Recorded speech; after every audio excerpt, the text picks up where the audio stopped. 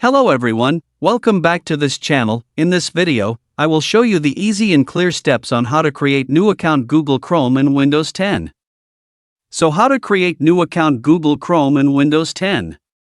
Make sure you keep watching this video until the end. Let's get started right away. Firstly, just go to the Google Chrome application on your computer. Well, this is on the initial display of Google Chrome. Here it is on the initial display of the Google Chrome application. To create a new account in Chrome, point the cursor to the top right of the screen. Well, here there is a profile icon.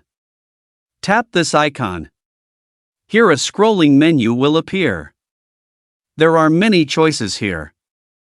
Select Sign in to Chrome. Now here you will enter the account login menu. To create an account, tap Create Account. Now here you will be asked to enter your first name and last name. Please enter. After finishing, tap Next. Next here you will be asked to enter your date of birth. Please enter your date of birth here. After finishing, tap Next. Now here you will be asked to create your new email.